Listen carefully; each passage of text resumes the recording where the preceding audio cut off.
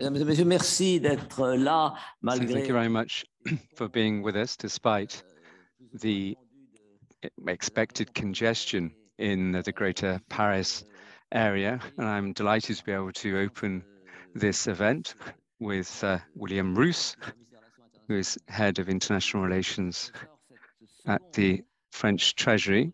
This is the second meeting in a round of meetings that have been organized by the Chair on International Development Finance Architecture. The responsibility falls upon Philip, who knows him, and everybody knows him full well, because of his huge responsibilities previous and now at the head of the AFD. But here he's speaking in his personal capacity and under his own responsibility, without obviously speaking on behalf of other organizations, with the exception, obviously, of the organization that he heads up. So thank you very much, Philip, for organizing this event. He'll be offering a presentation. Rabat Estri was a co-writer for one of them. He's a chief economist in the and vice president of the African Development Bank, and FERDI CNRS director in his future capacity. He won't be speaking very little, but he is there online. He's joining us, and he is co-author of one of the papers that will be presented this afternoon. Now, let me just pay my thanks to the Treasury and, of course, William Roos, who's in attendance here. He will be launching this session because this series of events and bringing together such fine minds on the matter of international development finance architecture, which has the work of which has been accelerated with the prospect of the June Paris summit.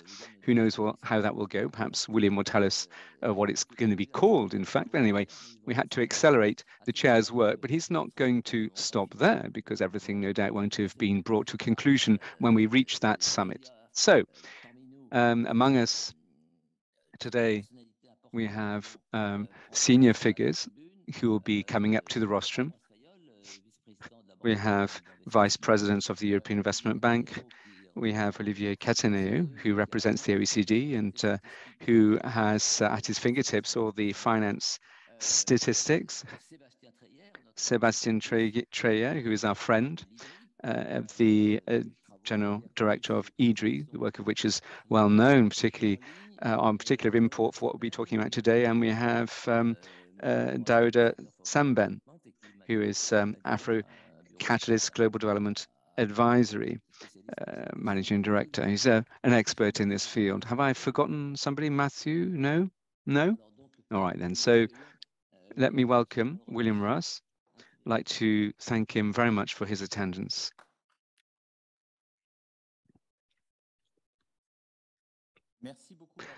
Thank you very much, Patrick. Welcome to one and all.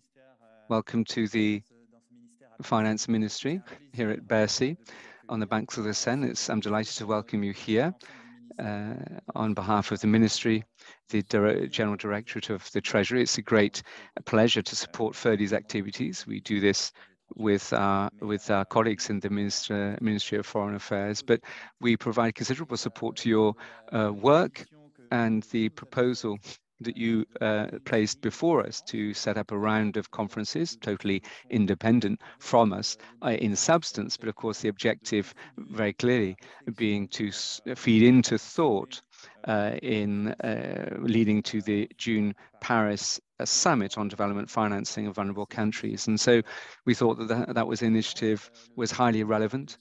The agenda that you put to us, Patrick, came across extremely impactfully and persuasively. So we're offering financial support to these conferences while we're guaranteeing independent scope for thinking. But I'm very honored to be with you this afternoon to cut the ribbon of this event. Now, you raised one of the many questions that were running through our minds in the preparation of this summit. What's the best financial or international financial architecture to support development? and the financing of world public goods. I think this is really the teaser, if you will, for this summit. And one of the questions flowing from this, going to climate change, for example, stakes there too, stakes going to attenuation, mitigation, and mitigating damage to the environment.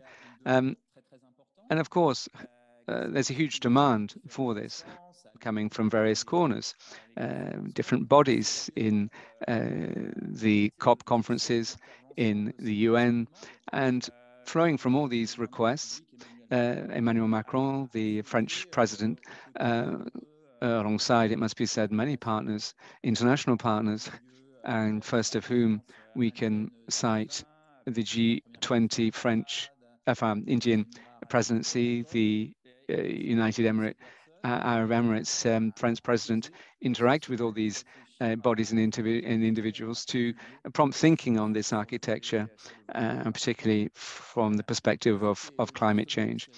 Now, in these meetings at the COP, for example, lots of requests to recraft the current fundamentals of that architecture and the establishment of fresh funds, be they vertical funds, dedicated funds, or they could be for loss, damage, or biodiversity.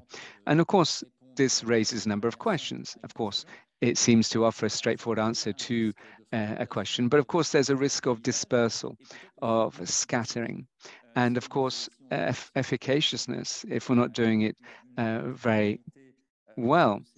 What's specific about these funds is that there's no lever per se, but we know full well that one of the major features of development banks, and this is why we are put together in the first place, is that based on the equity that they have, they'll be able to create a lever through the financing that they can deploy. So that's one of the things that we need to think about. How can we reinforce this architecture to create a lever? Because we know full well that a direct lever through the funds that are raised by development banks on the markets. And then there's levers beyond that through private financing, because I know full well that it's not only with donations or loans from donators that we're going to be able to reach a level where we can meet needs. Now, one or two comments about the major funds, the main funds in the climate field.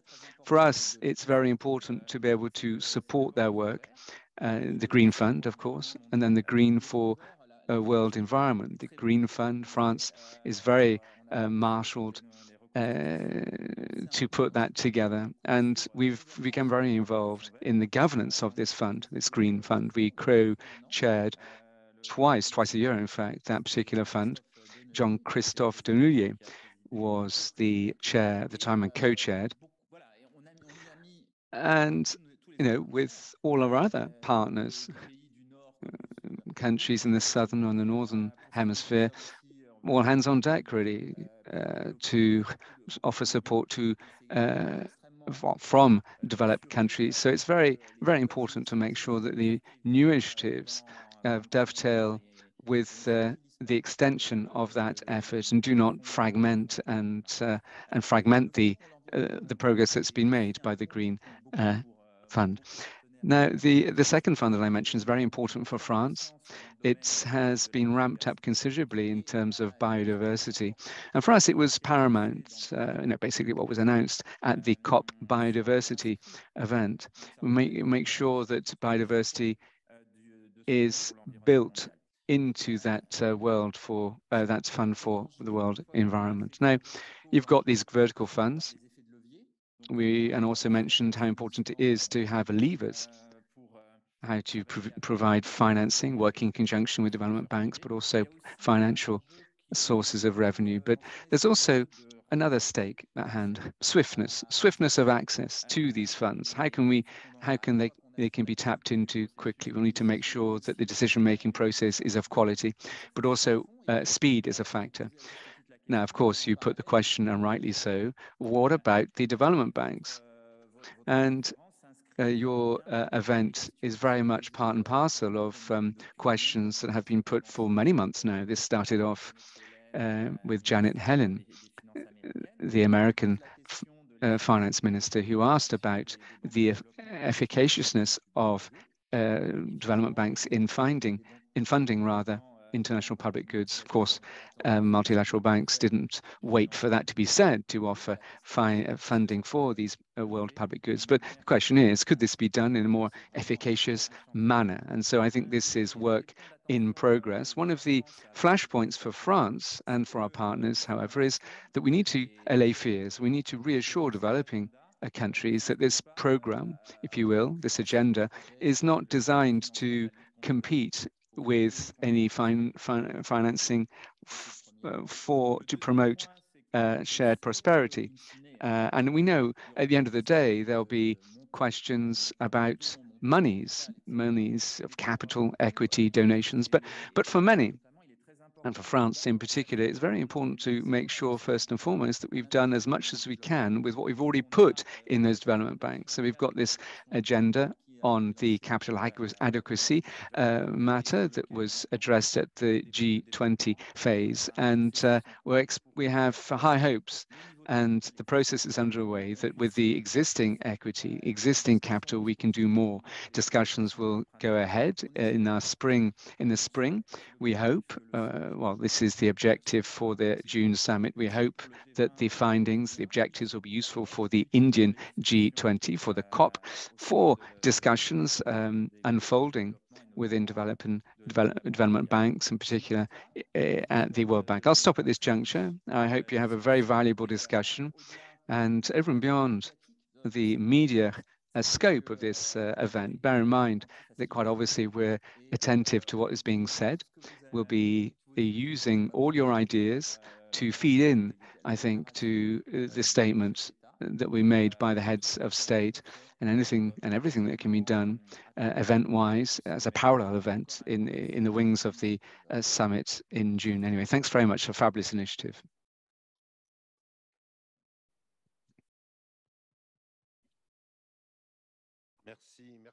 Thank you very much. Thank you very much, William. My former colleagues are waiting for you, so 10 minutes.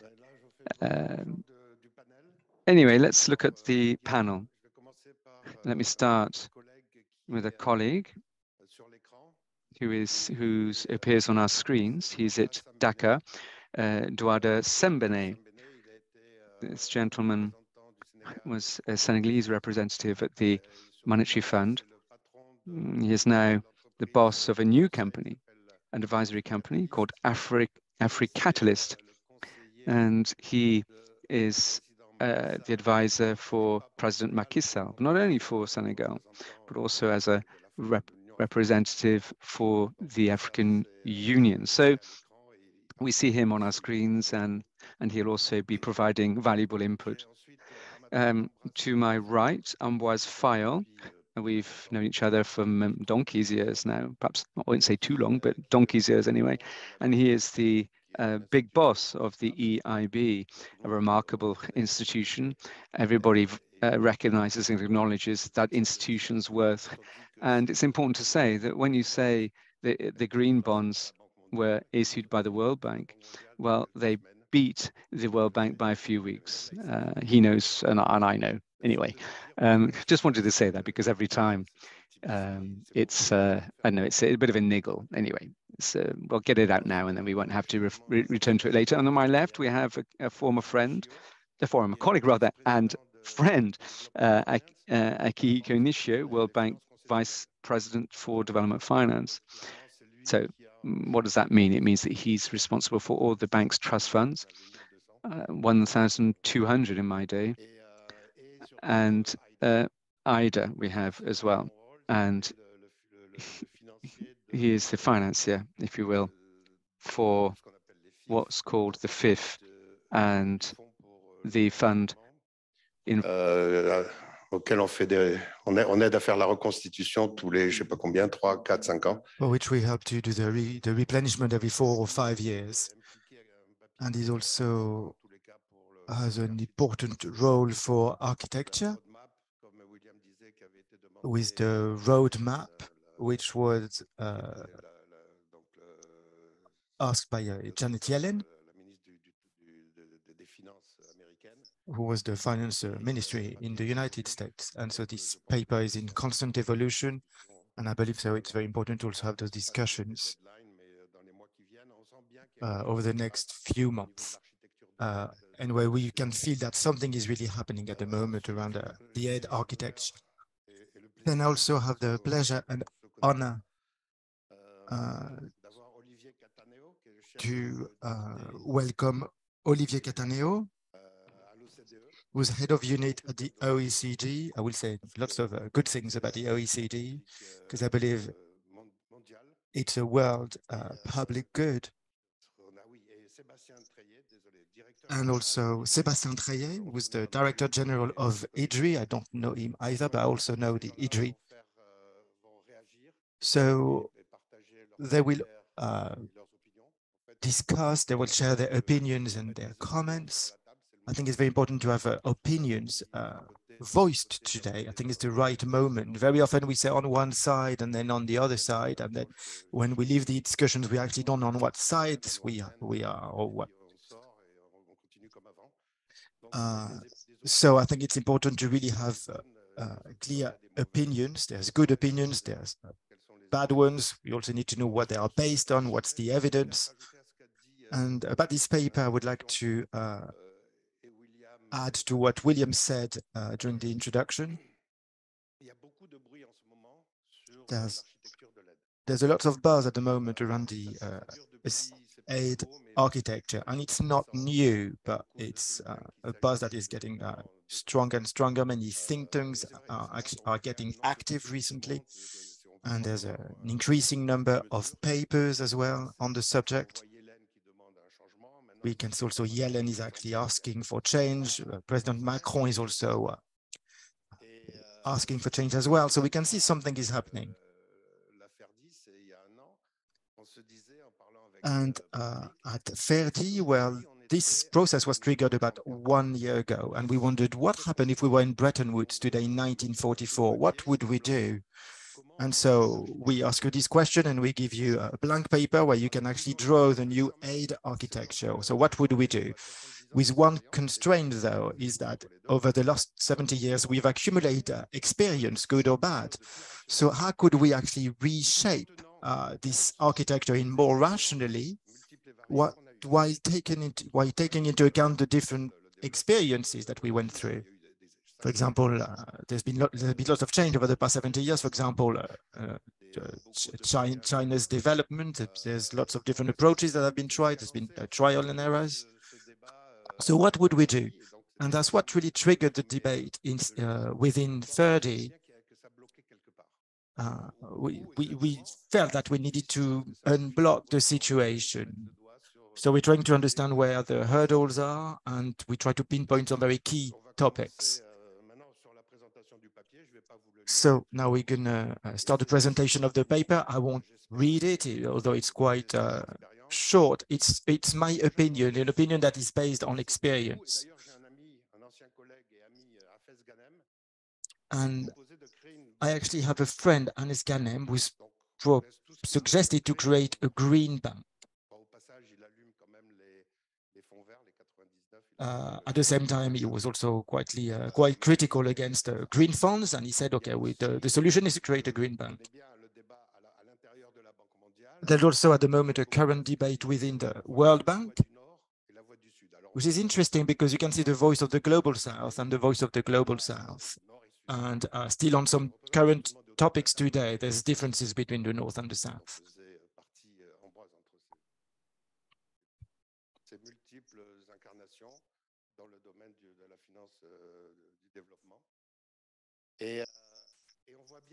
And so we can see that there's a sort of divide. I mean, I won't name countries, but globally, generally, it's the global North is pushing for the World Bank become a green bank. I mean, I'm simplifying, things are a bit more complex. And also, as William said, we also can see that the representatives of emerging countries, especially the big emerging countries, but also poor countries, are against this. And why? Because they're afraid that the World Bank become a green bank. Because after all, where do finance comes from? It comes from from rich countries. And so if this fund becomes green, what will happen? They still need to build roads, hospitals, they need to do policies for growth to create jobs, because without any jobs, how will they actually, how will the countries manage? So personally, I really have lots of empathy for emerging countries and for poor countries, because they're actually closer to realities than we are here in Bercy, for example, on a daily basis. When you really lack food, I'm sure that, you know, organic agriculture is not that interesting. And what I suggest in my paper, which was actually quite misconstrued, actually, because people believe that I wanted to transform the World Bank into a green bank. But it's not what I suggest. I suggest to actually have a fusion between both. And I don't really see any contradiction there. There may be trade-offs, but as I explained to one of the members of the FERDI team, and it's something that I saw actually with my own in Indonesia, is that if we finance solar panels in a small island, one of the 17,000 islands of Indonesia, and that they substitute this to diesel, is it growth, is it social, or is it green? For me, it's the three criteria at the same time. So there's no need to get into caricature and say we do either social or growth or green. Although obviously sometimes there are trade-offs between those three.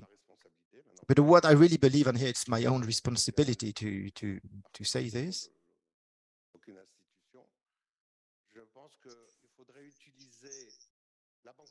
I believe that we should use the World Bank and while changing its mandate. Because when we look at the source of greenhouse gas emissions, well, it's not Malawi, for example.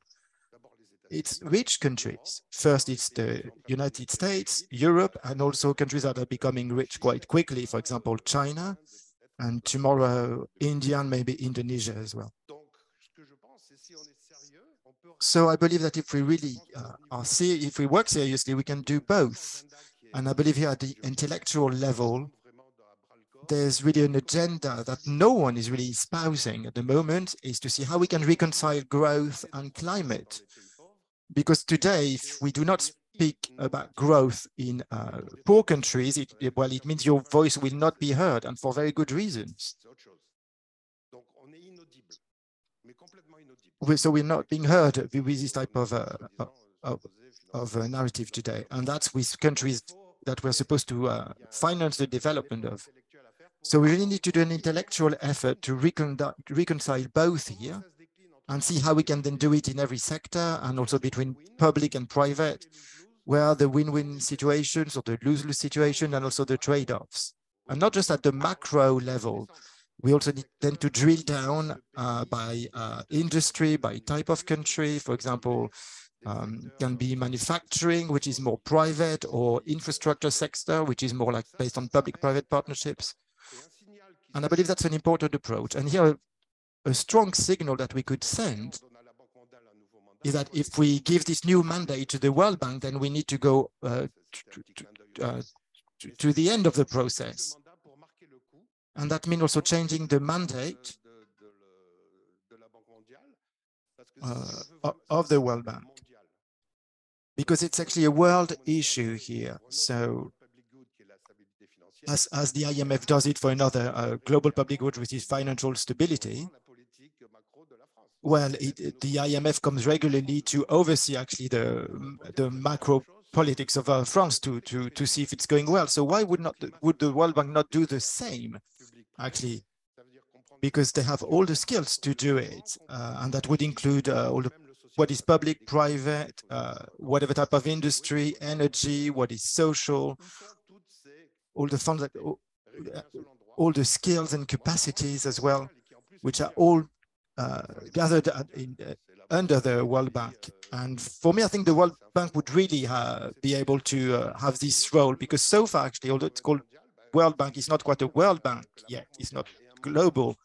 But now, though, with this new mandate, World Bank would really have a global mandate, and it would look into the policies of different countries, for example, France, to see what they do for climate in the same way that they do it for financial stability. But other people say that this responsibility should be the United Nations. And I actually believe that the United Nations should mandate the World Bank, because the World Bank is actually a specialized organization of United Nations and is specialized in implementation. And so that's why we know how to implement projects, whether they're public or private, and with a whole set of instruments. For example, the first swap was invented by the World Bank a long time ago. We have also guarantee instruments, loan instruments, equity instruments. So there's the whole range of tools and instruments, and there's no time to lose.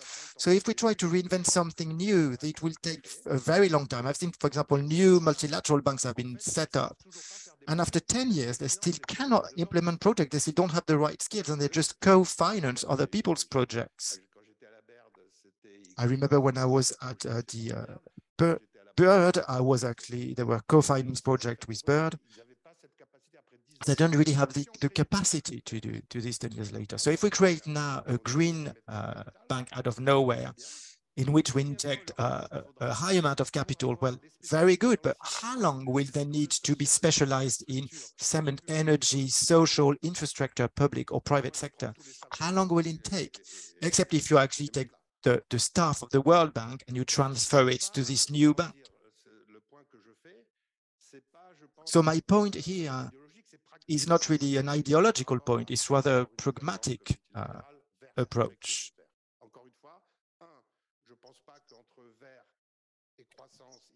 And also to summarize, first, I don't think that we have to reconcile green and growth. And I think that's actually trying to shoot ourselves in the foot if we actually just talking about green instead of growth, and our voice cannot be heard in developing countries. So we need the growth aspect. Secondly, we also need to use existing experience, existing skills. And then thirdly, to modify the mandate. It doesn't mean that the World Bank will become a green bank, but rather that just to have a slightly amended mandate. And if I draw a parallel, for example, with the UN and WHO and their mandate, where you can see that during COVID, well, you could see they didn't have the firepower to actually implement projects in countries.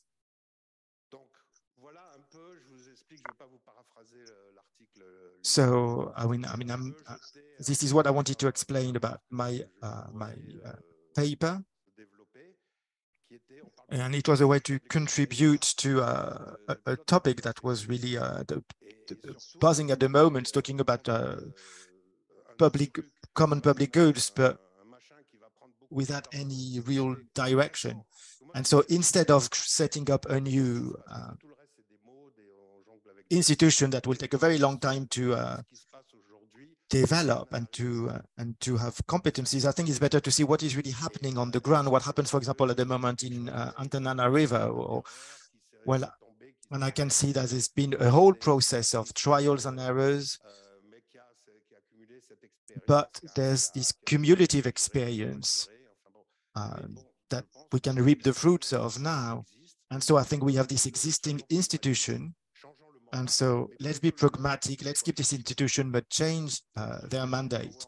And also because for the global South to be credible, for the global North to be credible,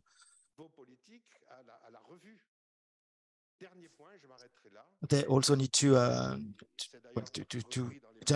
this buy-in from the global South. And then finally, another thing I wanted to say is that today we have a very big problem of definition when it comes to climate. Everyone uses their own definition, even for green bonds, for example. For example, the international capital market have their own definition,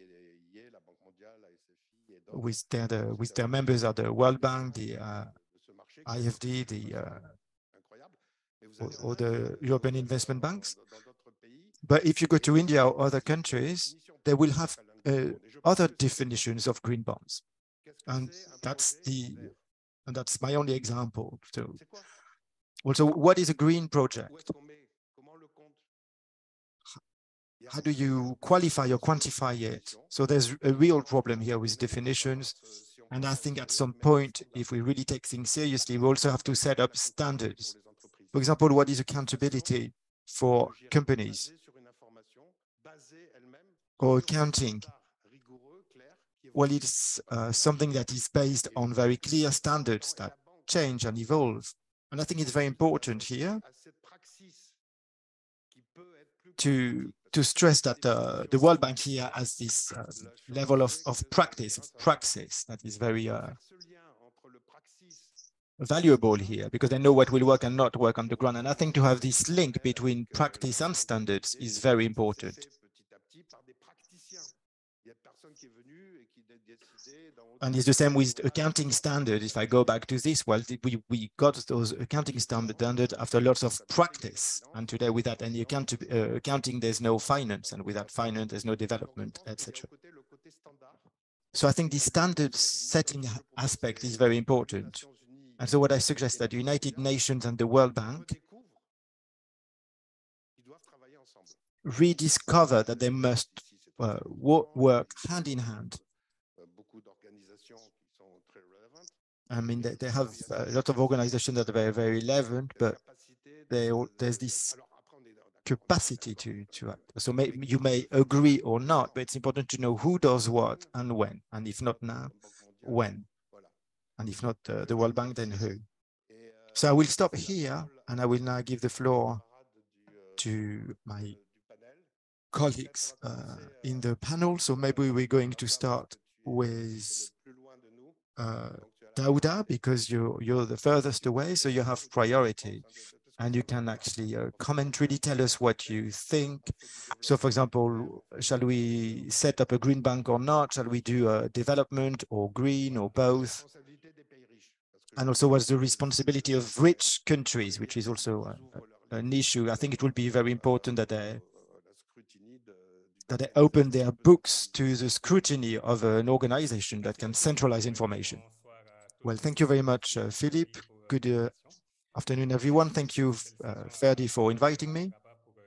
And also thank you and thank Rabah for your very interesting and provocative proposals. So I will start to react on the question of whether multilateral development banks must become world or regional public good. I think is the first question that we're supposed to answer. Well, first, I agree with you. I think we really need to put things into perspective and remember that multilateral development banks are already involved in world public goods. But the question is to know whether they do it well or not. And most people would say that no, that they can actually do better than what they do now. For example, on the paper that Philippe wrote for FERDI, well, it said that 50 out of the 81 currently active green funds are hosted by a multilateral development bank. Also, in the area of pandemic, there are also a lot of things that those banks do, but the problem is that they do not do it in the best way to really overcome the challenges, and whether it's for countries in the global north or global south, I think we all agree that the challenge today for humanity is really to overcome all those challenges that we see. And one of the main challenges here is climate change, which is an existential threat for humanity. So it's very important to find the right means to mobilize existing expertise and existing skills. And we find them, obviously, in those multilateral development banks. So what we need to do is really to push them to propose much more efficient approaches to overcome all those international challenges that we speak about, whether it's for climate change, pandemics, or also fragility and conflicts. We should not forget as well that poverty is an essential and very important challenge. We shouldn't consider that this is less important, because poverty, climate change, vulnerability, all of these are challenges that are difficult to remedy, and therefore we should make sure that MDBs focus also on poverty and make sure that they also better contribute to solving problems like climate change, but also the other problems that are more and more frequent, like pandemics. I think it's an important question to me, but not just to me. Philippe and William as well were talking about the fact that some authorities are frustrated in developing countries because they think that maybe if we were to focus more on climate issues, then maybe poverty would not really be considered enough, and the resources earmarked might even go down. So this is something that we have to pay attention to.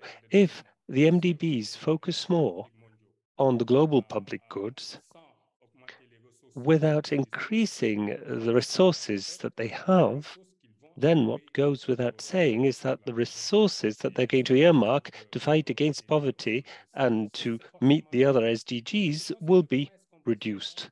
Therefore, the question is to see what we can do so that the multilateral development banks can be up to the new challenges, but also keep their focus, which is to focus on poverty and the other SDGs.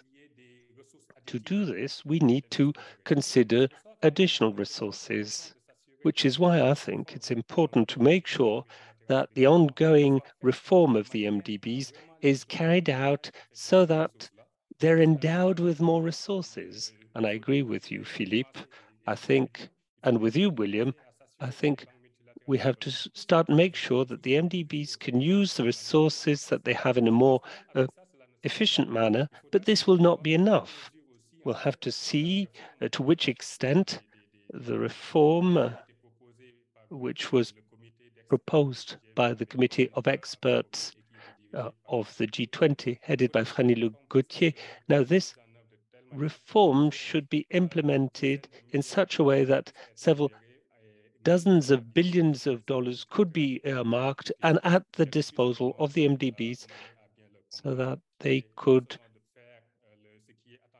do what we expect them to do, that is, help countries improve living conditions and reduce the poverty levels, but also help humankind in general in the light of the new challenges that we're faced with.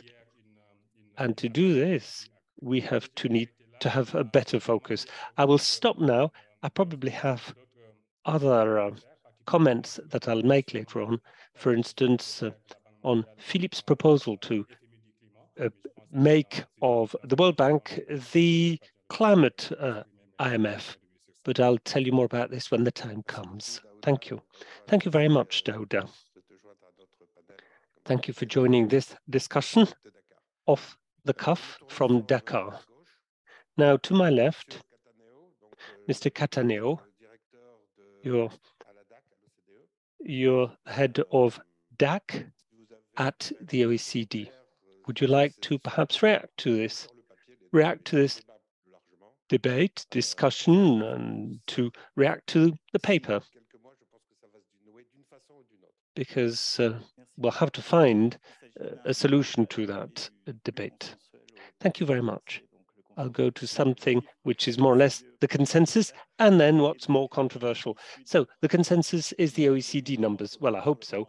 That is, if you look at our latest multilateral development finance report, the multilateral system is a system that we use more and more for development purposes. At present, 40% of aid goes through multilateral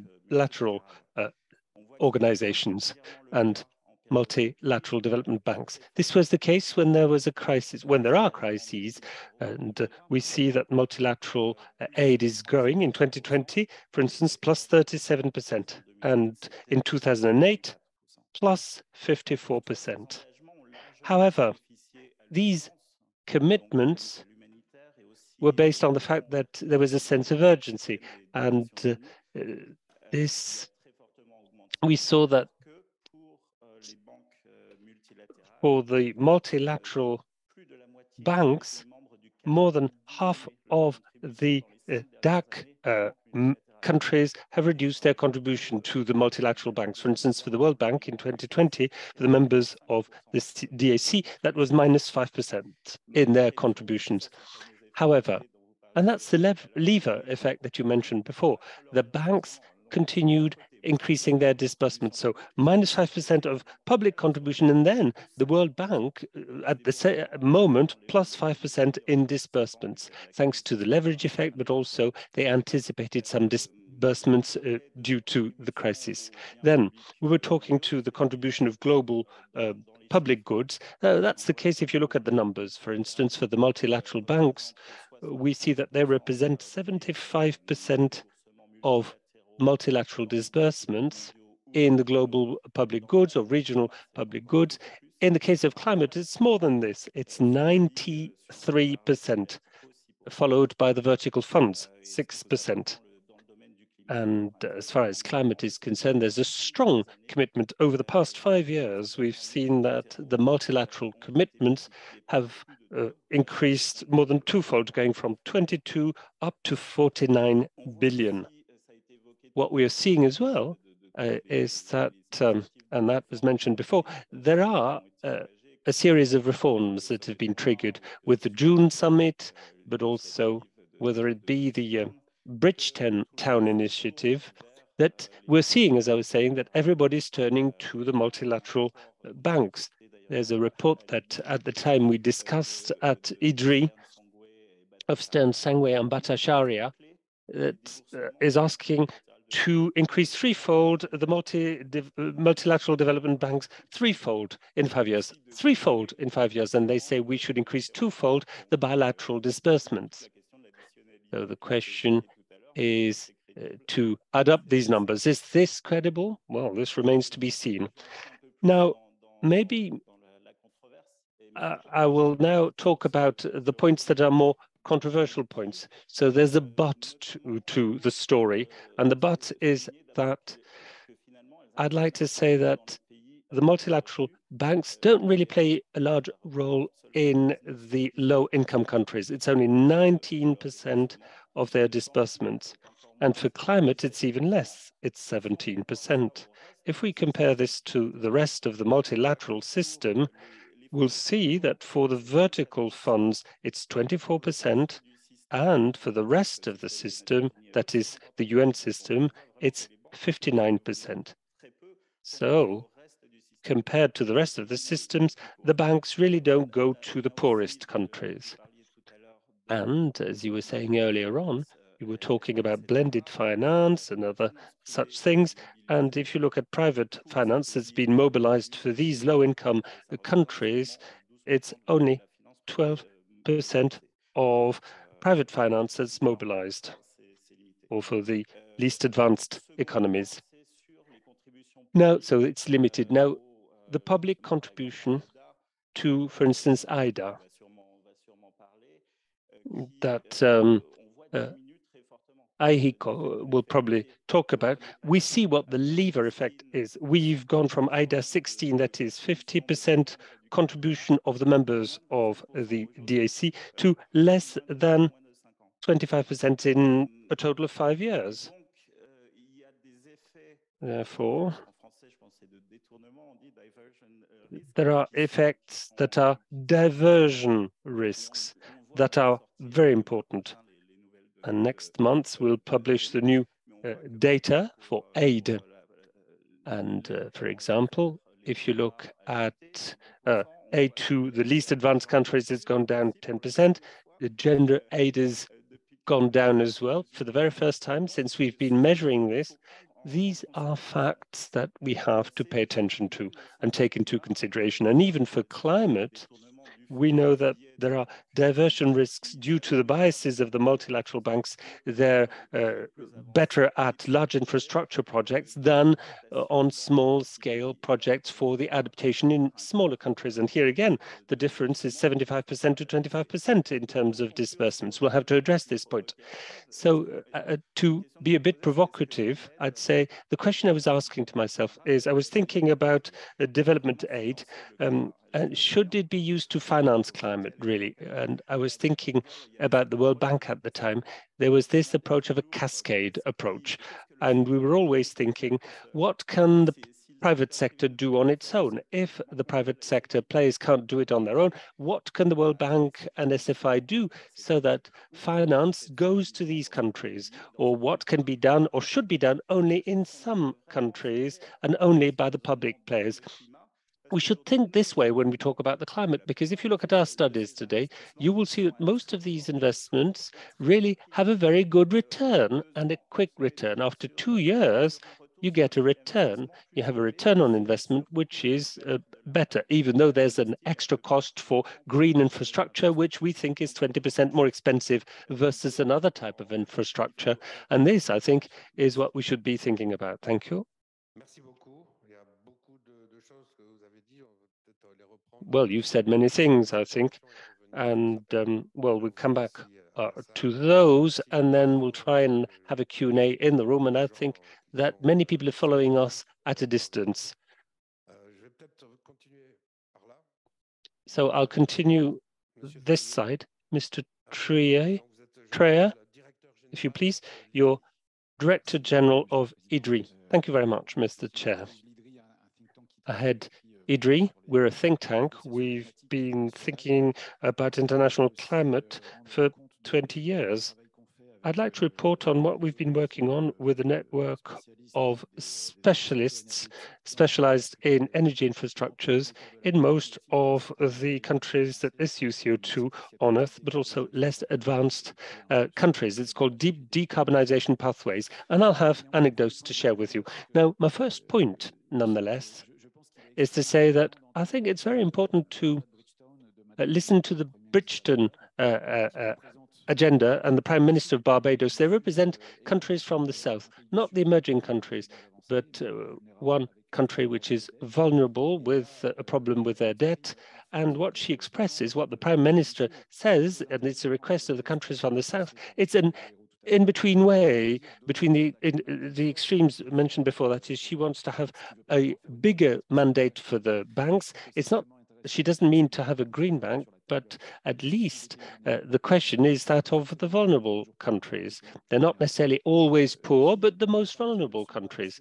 And they don't get perhaps enough from the multilateral system. And of course, the question is that of the least advanced countries. And of course, it's the objective of the multilateral banks, but the least advanced countries are not necessarily the ones that are the first beneficiaries in terms of allocation of funds. So what I've heard from the Prime Minister is what I've heard from Aruna Baghosh, a colleague at the head of the Center for Energy, Environment and Water in India, is that if you, from the Western world, don't make sure that the system works and meets our needs, we'll go somewhere else. It's a very interesting message, you see, because then you will look at the idea of a new bank in a different way, not just a new bank to fix a given problem, but a new bank so that we get rid of the existing system. Now, the second thing about Nia Botley's agenda, that is Avilash Perso, an advisor who's very well versed in the topic. He's the one who prepares the Bridgeton agenda. Well, he's insisted on not just a green bank, but a mitigation green fund. Trust fund, sorry. And there are interesting proposals now for new instruments. And I think that I'm not going to manage and convince you about this mitigation trust fund. I don't know if I totally support that idea, but you see behind this proposal what comes attached is special drawing rights of the IMF, a very sophisticated architecture that would need some further description, but we don't have time for that. I have some key messages to answer the question you asked when we started this seminar, and I'll try and take the viewpoint of the countries of partners of IDRI that we work on with. And the question is to see if we need to choose between development and climate. Before COP21, the teams of economists at Cape Ahmedabad in India and also Jakarta in Indonesia, is that the team said or asked, can we have a social and economic development roadmap for 2050 or trajectory that would be also low carbon or zero carbon in addition to the rest? I'm very much aware, as you said before, that what's important is to do things in a practical way, but think about the short term. But yet we should not lose sight of the longer term, because I think that today we can also tell a story to some countries. And what we need to see is how projects can be compatible with the long-term vision for social and economic prosperity that is a low-carbon approach. And what this means as well is that we have to make a difference and discriminate on the basis of the specificities of the country or the industry. As you said, what's important is the country and sectoral specificities on the basis of a country's specific trajectory. Will we support a project that will lead to the fact that we're going to be treading on a path that will not lead to zero carbon? So we have examples that we've worked with the Inter-American Development Bank at IDRI and other players, the national development banks in these countries, that are saying that, well, we can align our project portfolio, which is what the FERDI says, and with the Paris Agreement, that is each project that we finance is not incompatible with the deep transformation of economy for the betterment of social and economic conditions, but also with a lowering of CO2 emissions that we need to consider as well, because otherwise we'll depend very much, we'll have to stick to the direction or the path that we're treading. And as you said earlier on, yes, I think we need to align the portfolio of multilateral development banks with the Paris Agreement. And what I'm saying now is that I'm not talking about excluding some investments, but I'm saying that we need to pay attention to the specific context or backdrop for a given country.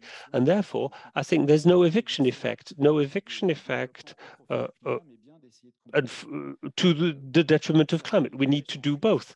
And then after this, there are still questions, such as the possible eviction effects, and will we do something that's better for vulnerable countries and the least advanced countries? This is still a question in the air, but it's not incompatible with the fact that we could give decarbonation as a mandate and the protection of biodiversity as a mandate, and still we would have to pay attention to what's happening at country level. And we have examples of that. I mentioned the French Agence Française de Développement, but there's also the Asian Development Bank that we could mention. When we asked them the question about their alignment with the main environmental objectives, they say, okay, we're going to be aligned with the 2030 agenda and all the SDGs. There are 17 objectives. For those who are thinking this way, that's incredible. But the Asian Development Bank is saying that when the countries come to them and they say, I need to support my economy because we've been going through crises. Now, the question for the ADB is to say, are these short-term support measures compatible with the deep transformation objective in line with SDG objectives? The Paris Agreement was signed, but also the 17 other objectives, that is gender, biodiversity, and the rest. And the objective is to meet the objectives for the SDG objectives, and that means also transforming the economy. Are the two compatible? And I still have a very final point to make on that before we listen to the other panelists. And my point is to say that, as we've seen in the Just Energy Transition Partnership in South Africa, and this is also, by the way, something we do with ENDA Senegal, that is our partner in Senegal, to develop a long-term vision for the development of Senegal that would be compatible with deep decarbonation of economy. And this requires academic skills and local skills as well that would be working on the different visions and how they translate into an investment investment plan, for instance, to transform the energy system in Senegal. And I think that this is very important. It's very important to understand how we could work on these aspects, to work on the business model, but also the operating model, and to see the modus operandi of the multilateral banks, and to see how we could perhaps find alignment between the long-term trajectory and the short-term projects. And what's also very important is to make sure that we have local capacity development, so that these trajectories are not just developed by BCG or McKinsey. I wanted to mention these two names because in Nigeria, the energy transformation plan was hatched by McKinsey, and it's not the one that the national players buy into, nor the fund givers, international fund givers. And yet we need to support the national skills and expertise. And what Stern is saying in their report is that we need to have an investment climate that's set up. That is, we need to understand and buy into the long-term transformation effects that correspond to a national investment program. This is all about me. Thank you very much. On a élargi le sujet. Thank you very much. You've broadened the scope of the discussion even more. And was Fayol now, who has huge experience at the Treasury, where he started his career, but he's also gone through many multilateral banks in a number of positions. So it's interesting to get the multilateral perspective. These banks, who for the last 30 years have been in this, it's nothing new, but should they change their terms of reference or not, or their modus operandi? Because the matter at hand is not addressed to the LDSs, or at least this is what I understood. It's to the rich countries that it's addressing itself to. That the rich countries open up a review, because the first thing you need to do when you have something in your a problem, you don't want to rub extra salt in the wound. You want to know, well, if you've got emissions and what have you, want to know where it is. I mean, of course, this is highly political. Look at the fuel tax, that put boots in the streets, didn't it? So it's not straightforward as that. And if you look at policy in rich countries, give that mandate, because I think it would credibilize the rich in the eyes of the LDSs and what have you, that we're serious about this. Because look, the danger is, look, we'll put the money here because we can sell it to the parliament and our population. Because I mean, who gives a damn about the poverty and what have you? I mean, this is not what I'm saying, but it's less important, put it that way, because it's less visible politically in our rich countries. I mean, there are figures, and thanks very much for the figures. And the figures bear this out. But that's the danger, isn't it? So putting the money there, and then you're off the hook. You do this, that, and the other, the AUN and what have you. But now, just like at the IMF, Article 4, they do a review. It doesn't mean they're going to lend any money, not at all. But and this was the idea, really, to make sure that the rich countries, over and beyond money per se, because there could be conditionality, where we put the money, where does the money go? I mean, there could be lots of tighter strings than that.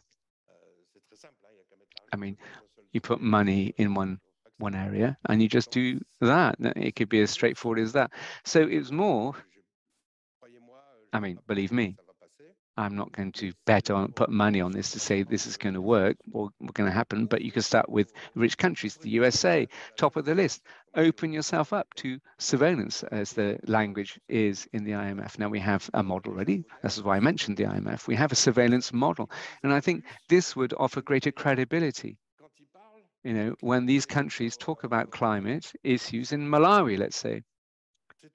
That's all I'm saying. I mean, that's the only thing I wanted to say. I mean, it's been turning the World Bank into a green bank. I mean, it's been overinflated, if you will, but that's not the point. But I think it would be using something that would lend credence to what we're saying about the climate. We're talking a lot about climate. That's a good point.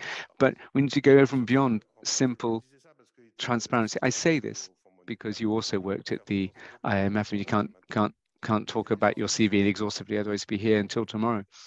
Anyway, you're very, very chatty, and that has never changed, has it? Anyway, listen, what I want to say is this.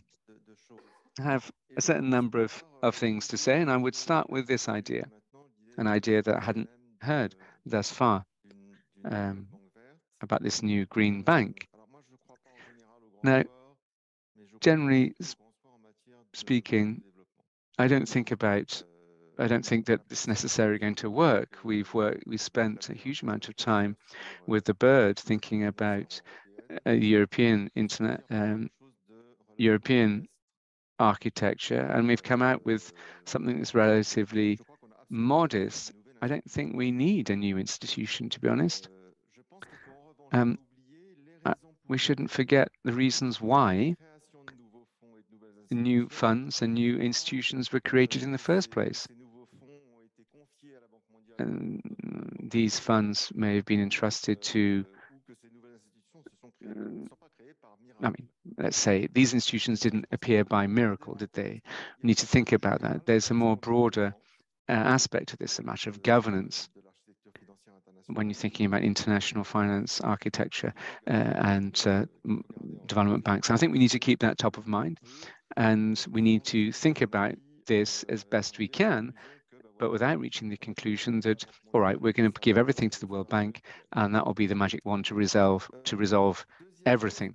That's my first point. The second point is, I think it's crucial to make sure that each development institution, and in particular multilateral development institutions, that they set themselves clear targets in respect to the climate, bold and clear targets, climate targets. Now, here at the EIB, and just to build on what Sebastian was saying, finance products need to be aligned with the Paris Accords. I mean, that's the spine, if you like. That's the vertebra of our climate action. Now, at the EIB, we've got two objectives, two numbered targets. 50% of our work between now and 2050 needs to be in the field of environment and climate.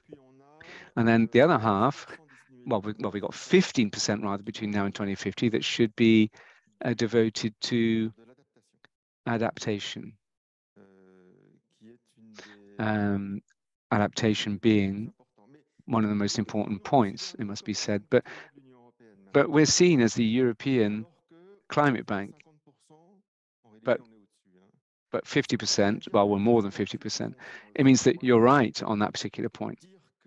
To say, for example, that we need to do a lot of climate doesn't mean that you should only do climate, and you can't do that. And for the reasons that you gave, growth in poor countries is very important. If people can't survive, well, then climate or not, they will do their best to find the requisite resources to basically eat, to put food in their mouths. But health is also valuable. Education is also useful. And so, infrastructures is another important area. So we need to find the right balance. But within that balance, it strikes me that there needs to be a trajectory going more towards climate and more, additionally, to adaptation, because climate change, unfortunately, is at our gates and at Africa's gates. And with targets, therefore, that are bold, but not mutually exclusive or not exclusive. And I just take this opportunity to say, because what you said, Olivier, actually about volumes, about poor countries, or the poorest countries receive less. Now, I think it's true, but, well, no doubt it's true in the figures. But I think, having said that, there is a kind of a skewed view here. Let me give you another example, just to get really to the heart of what I'm saying. At the EIB, we decided that decarbonating matters. The objective being really is to reach carbon neutrality as quickly as possible. And we've set the target in Europe for 2050. But to do that, we need to start by decarboning the biggest emitting sectors. So that's steel, that's cement, that's chemicals, that's fertilizers, right? And I think it's pretty much the same in the field of climate, applied to emerging countries. the jet peak, for example, Sebastian mentioned. That's what it boils down to. You know, you select a certain number of countries, certain number of countries that churn out a huge amount of stuff into the environment, and we offer them, we set up with them programs, schemes for decarboning their industry. An example was South Africa, then we had Indonesia and Vietnam and Senegal and India are also in the list of countries that could be beneficiaries. But I think this probably tells us why these investments are so vast as they're borne out in the OECD figures. And maybe that explains this kind of, how can I put it? It doesn't mean that we're not interested in poor countries. I mean, in our bank, we do a huge amount in least developed countries. And particularly with adaptation. Now, the third point, and then I have a final point, but my third point, bouncing off on your idea, Philip, of this World Bank and being, if you will, the climate, the IMF of the climate. Well, I'm not a fan personally, and really for the following reason. To my mind, there's a genuine difference between financial stability on the one hand and climate on the other, climate considerations, if you will, on the other. There's a genuine difference between a financial institution such as the World Bank and an institution like the IMF, whose mandate is macro stability. The main difference is that the World Bank offers loans to countries that it advises, but the same thing with the IMF. Article 4 is not, well, there's no, and I think there's a genuine risk, particularly when you think about doing business, when you think about what's happened in the World Bank doing business-wise, this annual exercise for appraising the climate performance of a country, the risk is this will be translated into things that needs to be done. I know, let's do as much as we can, let's say in the scope of the World Bank, because we want to have a good appraisal, we want to have a good evaluation to make us look good at the World Bank. And I've seen this, I've seen this. And I think this is something you need to be careful of. And I'm convinced of this. This is my personal conviction that there is macroeconomic stabilization, but there's not climate stabilization. So there needs to be deep-seated change in countries with short-term and long-term objectives that are incremental, gradual, and that include social economic transformation, and not only the green dimension to it. Now, there are some exercises in the World Bank, some projects, and no doubt you're about to talk about that in much better than I. There are things like that at the World Bank, but where I'm hesitating, if you like, what makes me hesitate is I don't want us to reach a point where we've got rankings, if you like, ranking tables, where we say, oh, look, he's doing less good. Oh, he's gone up a notch. Because, I think, on the contrary, I think we need to have an exercise where we harmonize things to see where we can be the most effective to benefit the poor countries. And then my final comment, my fourth and final, about multilateral development banks and what they do generally. Now, what irks me a little bit, what bothers me in the approach that we see in the two papers that I read, what bothers me is that I think that what's paramount today, and you mentioned it, it must be said, you did mention it, harmonization between development banks, thinking about defining standards, methods, how you're going to manage risks, how you're going to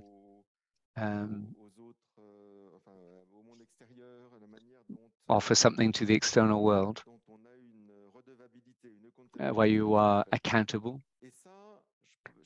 And Philip, I can tell you, I mean, I've been responsible for climate at EIB. The teams in development banks, they spend a huge amount of time on this. And every year they try to make inroads, they try to progress along the road. Well, I mean, this is not necessarily the case, but we're in agreement on a certain number of things. For example, last year in Egypt at the COP27, we made a proposal, a joint definition of what was called tracking adaptation. Yeah. Thus far, there was no consensus, there was no agreement. So 2 years went by. So, you know, and this strikes me as very important because I think that we won't see any institution disappear or an institution turn up and say, look, I'm the leader and everybody should line and fall behind me and fall into step. That won't work. So I think that the matter at hand, you know, how do we get an agreement amongst amongst ourselves? How do we do that to define together the standards, the methodology, the reporting processes, the accountability?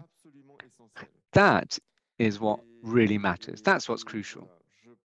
And that's it. I think I've been a bit long-winded, so I think I'll stop there. Thank you very much. I would like to respond, but I'm going to hand over straight to Akihiko. Thank you very much, Philip. Thanks very much, FERDI, for inviting me. I was just wondering whether I was going to speak in French or not, but my French is pretty limited, and the topic at hand is much richer than my French to be man enough for the job. So I'll switch to English. So first of all, I think many of you know that the World Bank is undergoing a process called the evolution. And this is a year-long process which has started. It's shareholder-led, and it's really a very vibrant discussion going on. Now, one of the major objectives of the evolution is to get the World Bank to focus more, do more on global public goods. And by global public goods, we are mainly talking about climate change, pandemics, and fragility. Now, there are, of course, other possibilities, but I think the main focus is on these three. So the question is then, how can the bank evolve more towards an institution which does more for these global public goods, while not losing sight of the twin goals? Now, in the course of the discussion among the shareholders, this point came out very strongly. Don't forget poverty. Don't forget inequality. That came out very strongly from the point. And I heard our colleague from Senegal say a minute ago about the importance of keeping your eyes on the poverty goal. I think that came out quite strongly in the evolution. Now, having said that, the World Bank is already doing quite a bit for global public goods. In fact, if you take into account all the global public goods that I mentioned, essentially more than half of what we lend through IDA and IBRD actually contribute to global public goods. And also, if you look at climate, the climate core benefits that IDA generates is about 35% of the total delivery. And I think it's similar with IBRD. So these are very high numbers. And among the MDBs, we are by far the largest in terms of delivering those benefits. Now, the question is, how can the World Bank do more on the global public goods? We are definitely up to the challenge of doing more. But what are the key things that we need to take into account as we think through this? And I can think of three. One is to make sure that we are not taking resources away from poverty reduction. And this is another point that our Senegalese colleague mentioned. Came out very strongly from shareholders. So if we're gonna do more on global public goods, there has to be additional resources. So that's one. The second one is about the global aid architecture. So we should not lose sight of the trends that have been going on in the world of aid architecture over the last 2 decades. There's more fragmentation, more proliferation. In the last 20 years, the number of development financing agencies has increased by 2.5 times. We now have about 450 development agencies crawling over the developing countries. Also, less and less official financing flows are going outside of the client governments. They are bypassing the client governments. In fact, only about 40% of total official flows actually go through the client government. The rest goes through only the developed countries themselves, or through the CSOs in either the donor or recipient country. So we need to take those points into account. Don't contribute to further fragmentation or proliferation. Consolidate, to harmonize, as Ambroise mentioned. And also think of how best to optimize the use of scarce concessional resources. Are we going to just give straight grants, meaning $1 in and $1 out? Or are we going to leverage? Now, as Olivier mentioned, in the case of IDA, we have been able to increase our leveraging significantly over the last 6 decades, to the extent now that in IDA 20, we actually leverage close to 4 times what we receive from donors. And I think, you know, how we can make best use of these resources is also a very important consideration. The third and last consideration we are taking into account is the fact that I think development and climate need to be taken together. They need to be thought through together. They should not be treated in isolation. And that's why the bank, since about a year ago, has started on a flagship analytical work called the Country Climate and Development Review, which is now being rolled out in, I think, 20 to 30 different countries, which really tries to identify the nexus of the development and climate objectives. What are the synergies? What are the trade-offs between the two? So I think we will continue down that road. And nowadays, when you think about it, it's impossible to think of development without thinking about climate. If you think of what's going on in East Africa, in the Horn of Africa, and how these countries have been tormented by droughts year in and year out because of climatic changes, we have to take that into account. And I think, and also conversely, in terms of how we think about dealing with climate, you need to think of what are the energy needs in developing countries and how you can best respond to those needs without contributing to global warming. So I think these are very important considerations. The last point I will make is that another way that we are thinking of addressing development and climate together is what we are now proposing to donors, something that we call the Crisis Response Window Plus. And this is an attempt to top up the crisis response window we have in IDA, which is designed to help IDA countries deal with this overlapping crises: food, energy, climate, debt, all sorts of things. So we have this pot of money, but it is running out fast because countries are lining up to make use of these funds. We had an initial allocation of $3.3 billion. In the first 3 quarters of IDA 20, almost half of it is gone. So we now need to top it up. And I think that should be to the benefit of the developing countries. And I very much hope that we can discuss this idea further as we engage with donors to make this into a reality. Let me stop right there. Merci, merci Aki. Thanks a lot for coming. And but I realized that Ambroise, hélas, is right sometimes. And we've been talking too much. It's already 4 o'clock. So what I propose is to put all the questions together and go straight, because I know that there's some constraint on time for the member of the panels, to the second topic and make it very quick. What started this climate funds investigation, again, it's not because I was particularly interested, but I was asked to look at by Office Chérifien des Phosphates. They do phosphate and they do a lot of, pardon, ils font aussi des engrais.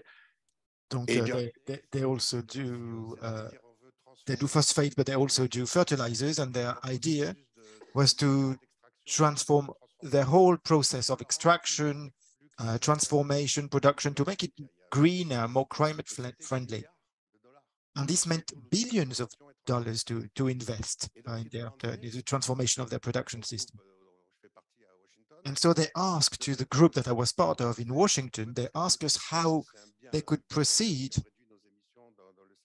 because it's like a world public good if we actually reduce emissions in the fertilizer sector. So they asked us who they should ask for help. And what fund actually could recognize those efforts. And that was at the basis of this paper. It's like, to know who we should approach, actually, who could help us. And the Chérifien company of phosphate is a very big public company that is very well managed. They have incredible human resources, but they did not know how to proceed. They did not understand what process to follow. So I actually decided to look into this. And that's where I realized that we don't even know how many funds there are. And that's where I really want to pay homage to the OECD, because without the OECD, we would have no idea at all, no idea whatsoever. And I think the OECD had prepared this paper for the 2015 G20. And for the first time, they tried to list the number of funds. So in their paper, they said there was 99. Then if you look in the annexes, there was actually 91. And I just wondered, what is the number now? How many funds? And so that's really what actually triggered the writing of this document. And it's 1.5 years of work to really understand what funds are there and what they do. And to be honest, it was a real nightmare.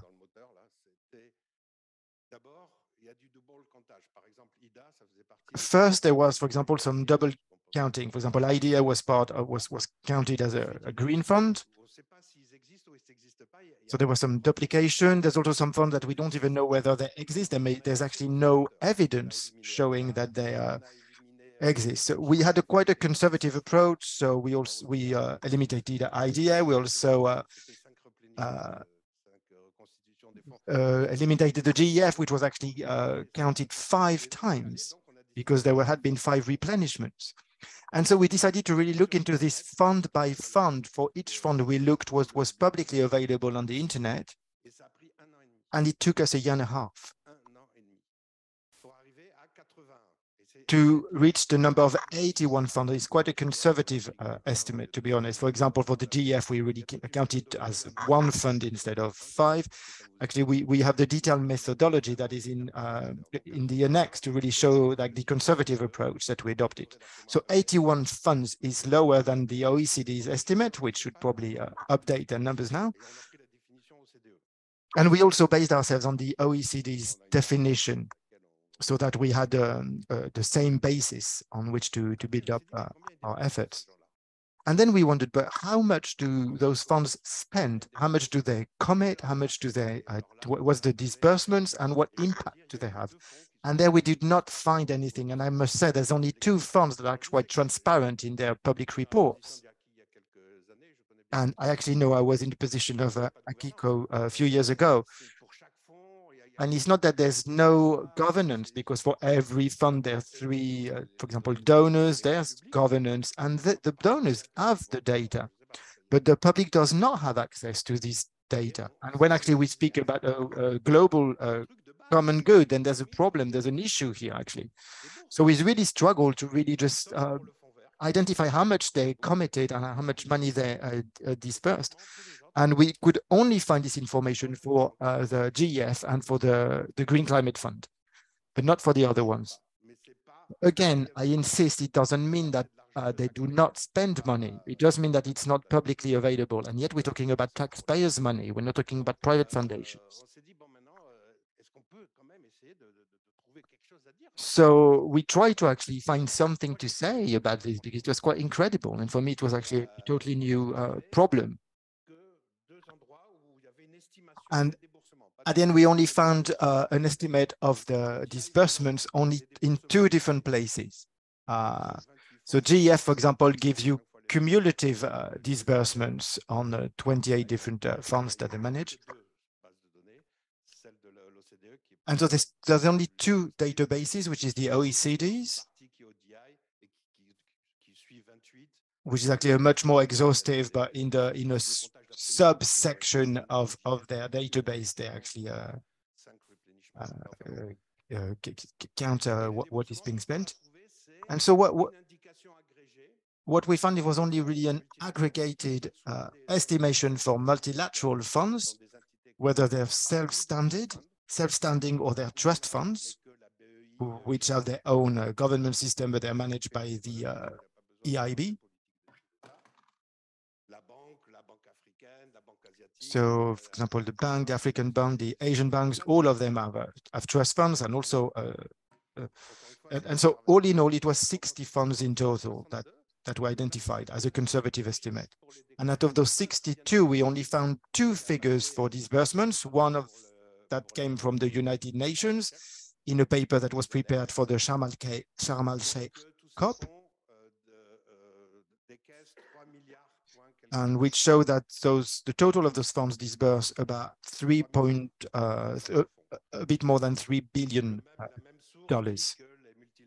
And the same source says that multilateral banks disburse only 38 billion.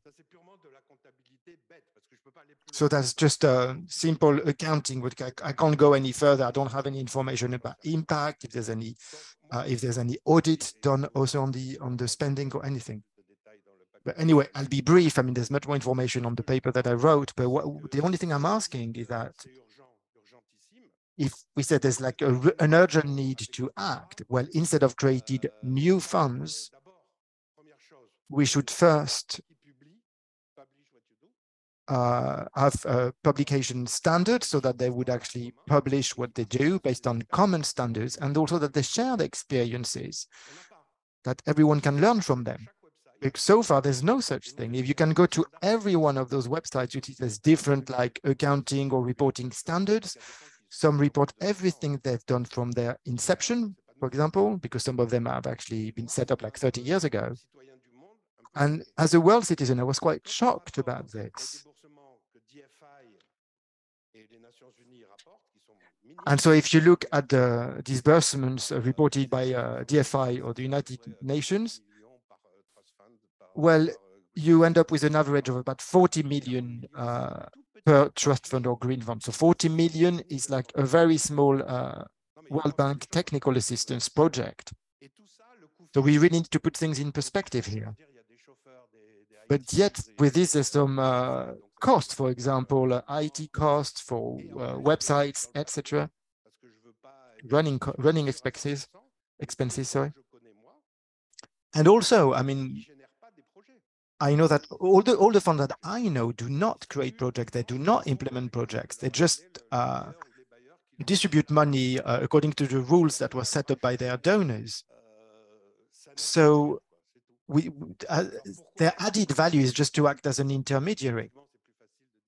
So why? Well, obviously, because it's a political approach. Like politically, you can say, well, we've created a trust fund on this or on that. And so it sounds good. And there's a political aspect to it, which is easy to understand.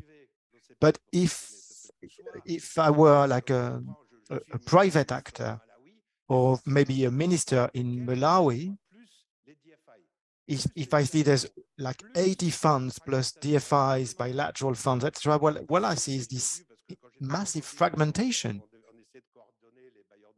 And when I was in Mozambique, for example, we tried to coordinate donors on behalf of the government because the government could not do it anymore. And it was actually full-time work. I had an economist who was doing this all day long in Maputo. And we actually stopped as well because it was just exhausting. I mean, I'm not going to name countries, but it's difficult for them. And so there's an efficiency problem here. And so the only thing that I ask is in two steps. First step, transparency and harmonized standards. And also the standards on what we actually publish, for example, basic accounting. And secondly, what I'd like to see as well is an impact analysis. And then a third point again, and maybe I go too far, but maybe it's also time to consolidate, because what I see is that every time we create a new fund, there's a new problem, we meet, and then we create a new fund, which is not always replenished, and then we move on to the next issue. So, I mean, I know there's a reason why things have worked like this so far. And also sometimes multilateral funds actually do things sometimes because they have the capacity to do it. But anyway, maybe 40 years ago, this system was efficient. But now if you look at the disbursement by DFI, so we can see that the multilateral banks are the ones who spend most per year on climate. And the blue that you can see here is DFI, it's public, sorry. That's the DFI graph. The blue is public and the red is private. And most of those funds say that they have access to give access to the private sector, but actually the private sector do not know about those funds and they do not understand how they work. And then once they actually know about the funds, it's very complicated administratively to just get some money. Because if it's just to get $20,000, it's probably not really worth the effort. And that's not actually how we're going to change the climate as well on Earth. Because there's an effect which is like of size, size matters. So anyway, I will stop here now. But that's what I wanted to say. That's how it started. That's how the paper was, that's what was started. And I was really shocked about what I discovered. And then I worked on it a year and a half. And what was the most difficult is really to look into each fund individually. And here, I imagine if I were someone working in a private company or in administration, well, they don't have time to go through all those different funds to find the one that can actually answer the needs. Anyway, so I will stop here. But it's really, as you can see, it's something that is based on quite an unfortunate experience that started all of this. But I will stop here now. And I will again give the floor to Dawada, and again we'll do like for the first part as well. We'll be all speaking in turns, and here again we have a big definition problem as well. If you look at the DFI paper or the United Nations paper, there's they're very clear, and they say there's a big problem for definition and standards. They're the only one who actually try to say, how much are we talking about here? Is it 10 billion, 20 billion? For example, DFI says 600 billion for the same year, whereas the United Nations says 800 billion. There's a 200 billion difference. But still, I thank the people who wrote those documents, because I think it's very difficult to aggregate data, and there's probably lots of work behind those estimates. And I think when we speak about climate, the first thing to do is to know what we are talking about and to be able to aggregate, to multiply, subtract.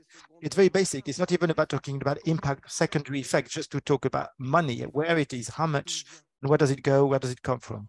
Si vous avez d'autres sources, pendant un an, alors j'ai essayé, j'ai pas trouvé d'autres choses. Donc, if you have any sources, that would be good. I'd like to thank the OECD again. And now I'll hand over to you again, Douda. Thank you very much. Thank you, Philippe. Well, I think that the second proposal is a lot easier to support compared to the first one that consisted in saying that the World Bank would be focusing on climate. But before we talk about this, let me tell you that I completely agree with what Ambroise was saying before. That is, I owe Ambroise something. We were both on the board of the IMF, therefore anything Ambroise says, I have to say, I think in sync. I'm in sync with him. I agree with him.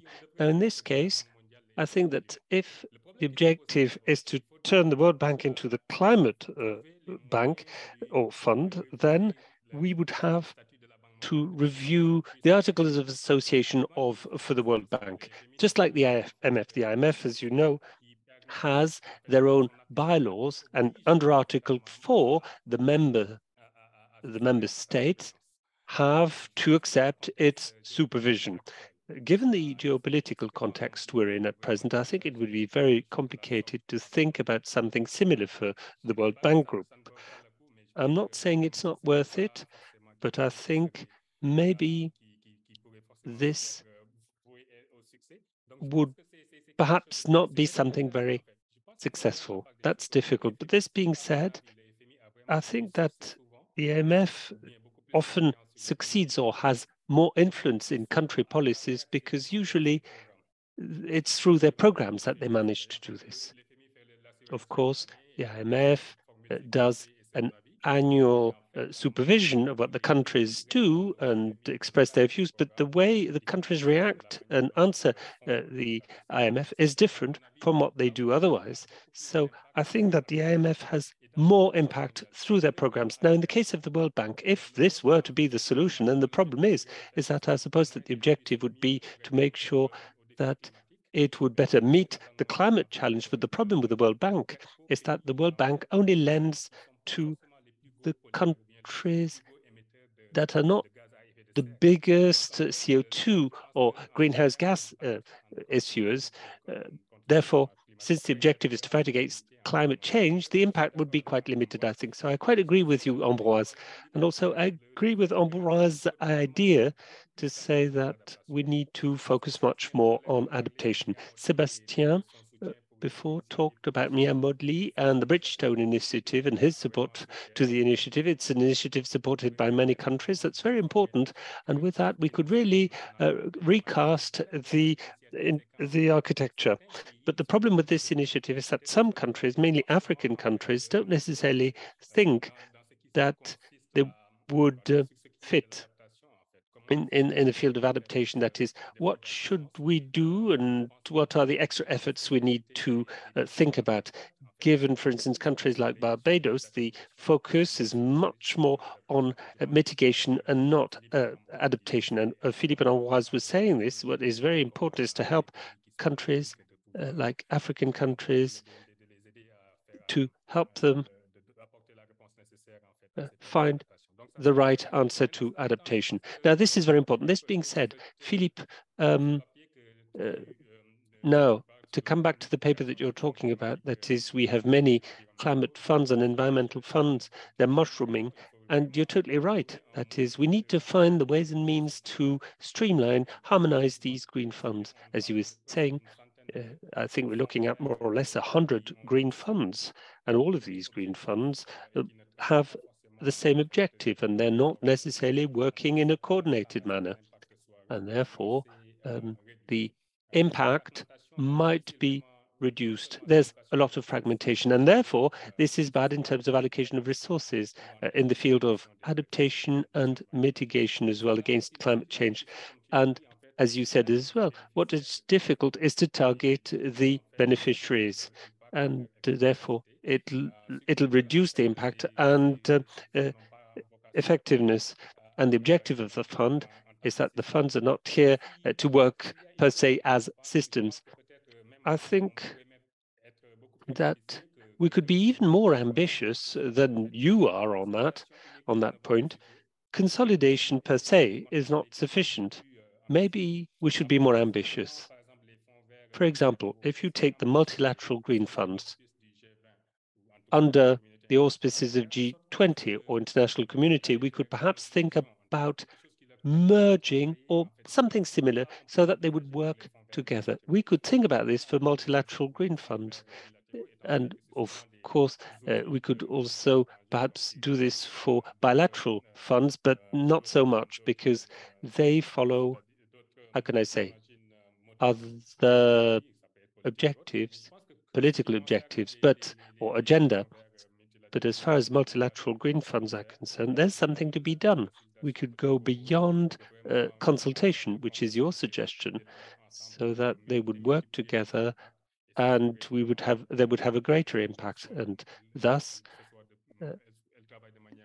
they would work in a more coordinated manner. I think this would be useful and important. And finally, before I hand over to others, what's also important in order to succeed with the aid architecture reform is to make sure that this is done between all the countries concerned, from the north and from the south.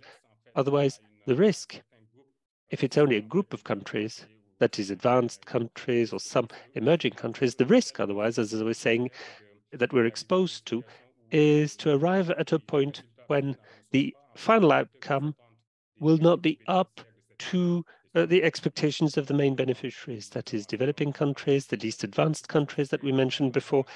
And it would be like retracing our steps if we couldn't have a reform that would be based on consensus and meet the aid requirements and the requirements of the beneficiaries, recipients.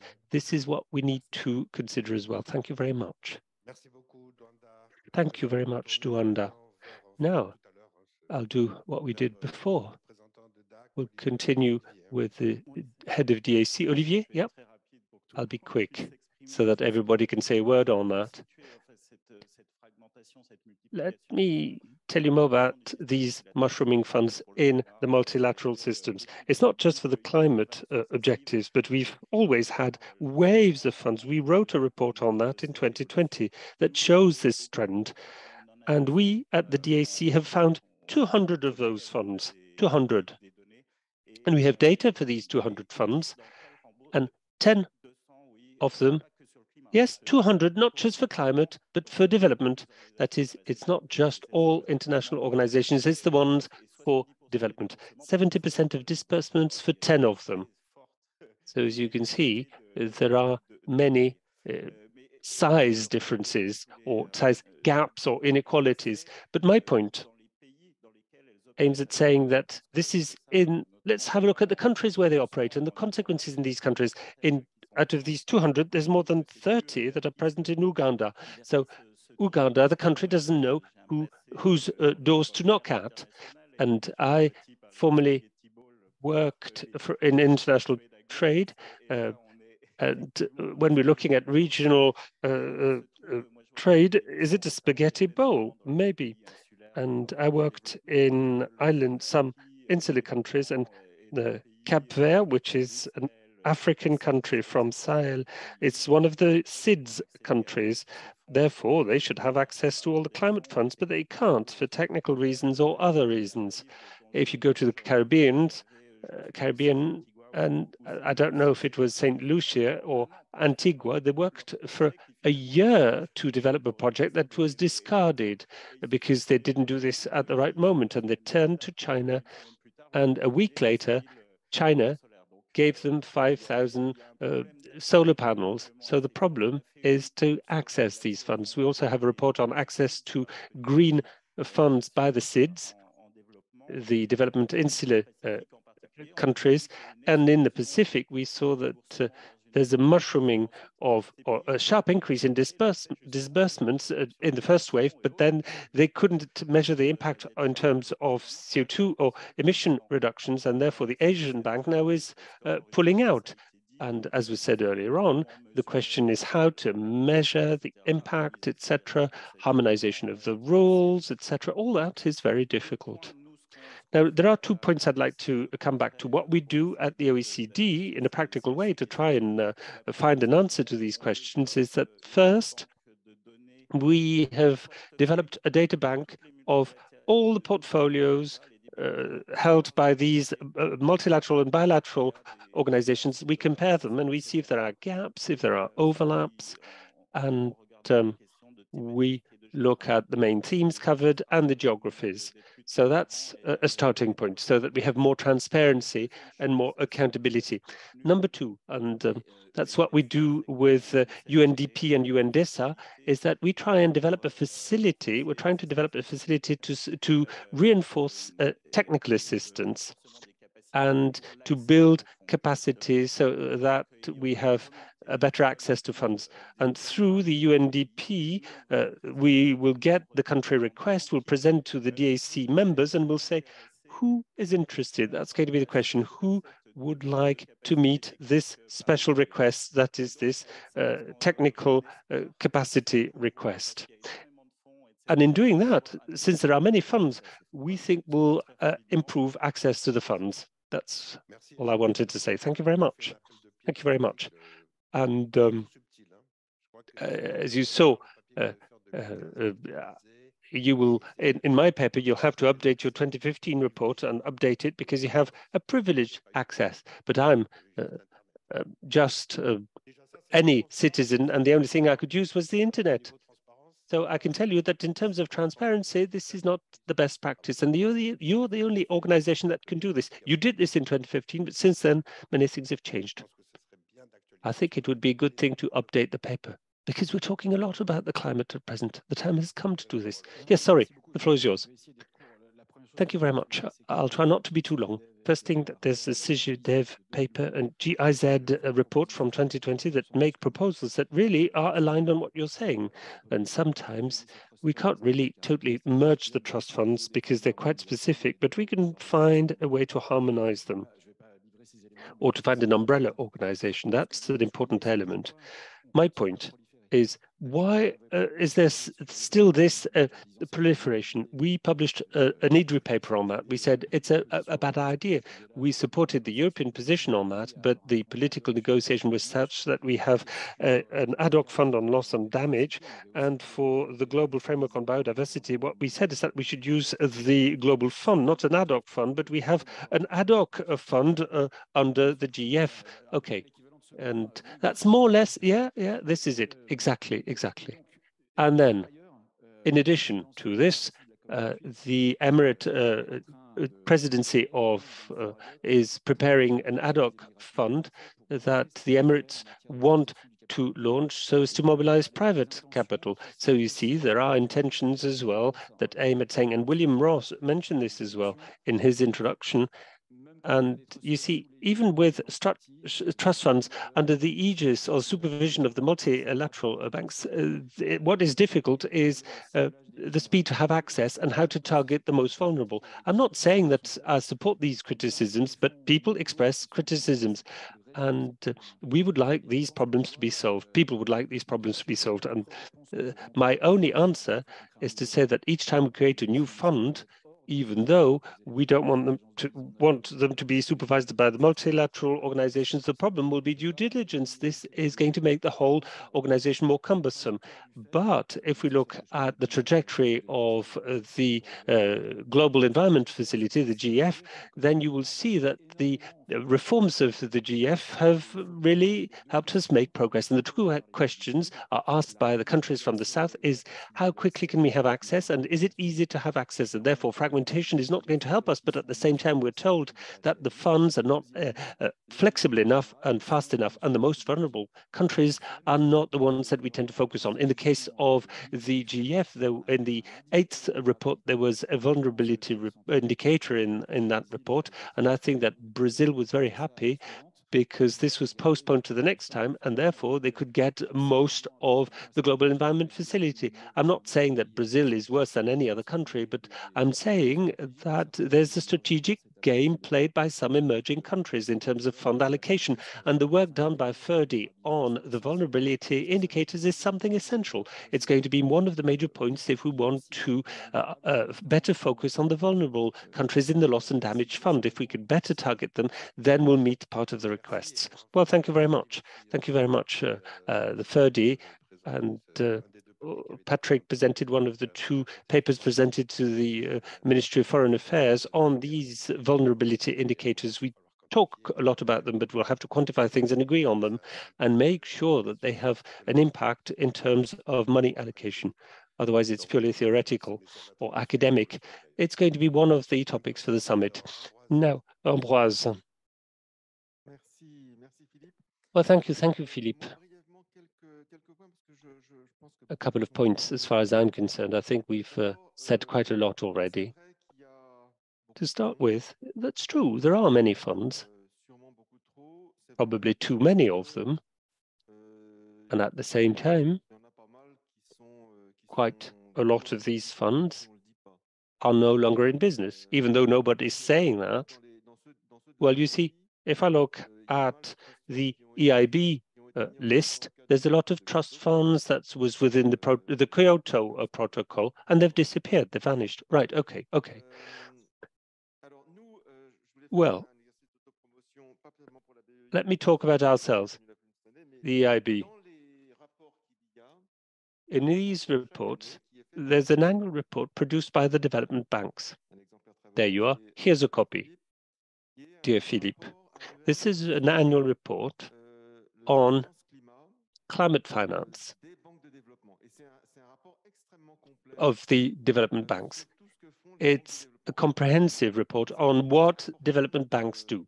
It doesn't cover all the aspects, but it covers most of it. And you can see the new developments and trends. And this leads me to my second point. This shows that there are also problems in terms of defining the methodology, as we said before. I'm not going to come back to that, but we need to work on that definition of the methodology, because unfortunately, I don't really believe in what Dauda said. It would be something good. It would be a first best, that is to make sure that everybody comes together. We would sharply reduce the number of funds, but that would be very difficult to do. And as Sébastien was saying, they have their own rationale. And usually these funds were not set up out of the blue for no reasons at all. I think what's important is to make sure that at least the rules are more or less the same. I think it would have been interesting to listen to someone who would represent one of the main private foundations, because they play a more and more important role, you see. And these foundations have also their own difficulties, paperwork, and it's difficult to work with them as well. Yeah. And also, I have a couple of points. One, to tell you that in this environment, I think that what we can do that can be useful as a development bank is to focus on adaptation and anything that's not bankable, that is adaptation, and also rolling out the financial instruments thanks to which we could combine resources and grants so that the projects are viable, and also coordination. And finally, since Dauda has mentioned that, let me tell you that, yeah, Dauda, you have a debt. Not because both of us were on the board of the IMF, but because I had an excellent idea of recruiting an excellent economist called Anta, who's now Dauda's wife. So he owes me something. Okay, as you can see, we are very open and transparent. Aki, would you like to add something? Thank you for this wonderful conversation. I just had a couple of things to add. First, there has been a lot of talk about fragmentation, and I think it is a real problem for the developing countries.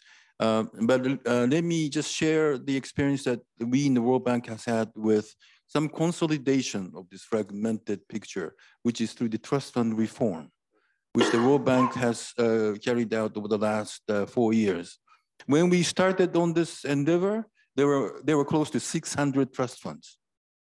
Over time, we have created large umbrella trust funds, and 27 umbrella trust funds have been set up now. About 90% of donor financing now goes through these 27 umbrella trust funds. And that leads to not only efficiency gains for donors and recipients alike, but it also leads to better alignment, because we don't have like 50, 60 different, small trust funds on climate. We just have a few, and it's a lot easier to coordinate. So that's one, so it's possible. And I think, on this issue, I think we need to elevate the discussion to a kind of international broader fora, where we could talk about the issues of a dark fragmentation. I remember talking to Olivier, we used to have things like the Busan Development Forum, Accra Development Forum, those sorts of very visible, high-level international engagements where these issues are on the table. Frankly, I miss that. I think we should have an opportunity to put those issues on the table. Yeah, so that's it from me. That's another topic we'll have with the FERDI on aid efficiency, because like you, I noticed that there was a big push for aid efficiency, which I think makes a lot of sense. And then it fizzled out, maybe because it's becoming too unwieldy. But let me open the floor. I have some feedback from the people on screen, but let's start with the room. If there are questions to me and to the panel. Oui, monsieur. Il n'y a pas de micro? Vous avez no microphone? There should be a roving mic or a microphone going around the room.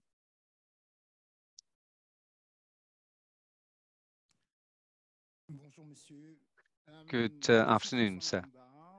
Fonsung Ungura is my name. I'm a member of a group to think about establishing a rural economy in Africa, sort of a think tank.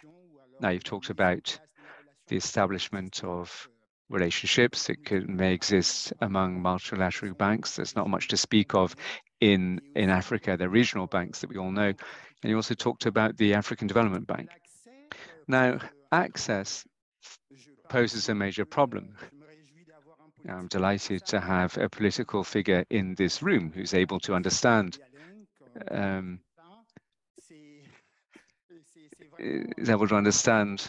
what's going on. It's very important to link political activity that can be done in African countries and think about the echo or the resonance it can have with climate action. What impact, how to build resources, how to build a political framework to prompt development, because you can't set aside development and to have on one hand the funds for climate and cast into shade development which is absolutely crucial for African countries, particularly for vulnerable persons, people in rural areas. Today, there's a big Dakar summit where much was made of relaunching agriculture. Now, to rebuild our agriculture in Africa, which weighs into less than 4% of output in terms of greenhouse emissions, how can you get these climate funds there for people who are vulnerable to climate change? We want to set up phosphate factories and what have you, but we want. But how can we get access to the funds? I mean, a political figure will tell me or set me right if I get this wrong. He'll be building his agenda in the next few days. But who has access to these funds? Public authorities. How can they build a project that will be bankable for those funds? Or are we talking about NGOs.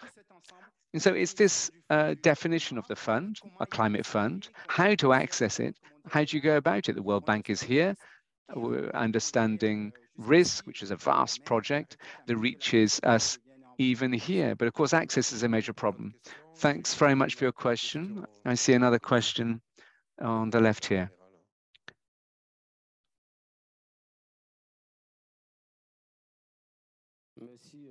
Thank you very much.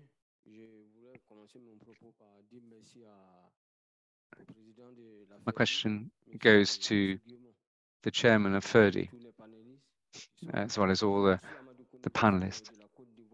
I come from Ivory Coast, and this panel picks up on another concern. I mean, climate change today really underscores our fragility, our vulnerability. So here's my question. Even though these funds were to be established today, these funds need to be managed properly. Now, when you think about democracy in Africa, how can I put it? How can I call it? Fund allocations. Who's going to be able to access these funds? NGOs? I mean, as was said earlier on, there is a problem of democracy in Africa. So, you know, we need to make sure that that we lay credence to what is done. We need to know.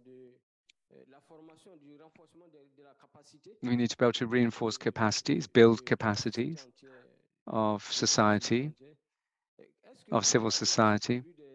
Have you also provided for capacity building and raising awareness among local populations in Africa in particular, so that we can benefit from these funds? Thanks very much. Thank you very much for your question. Any further questions?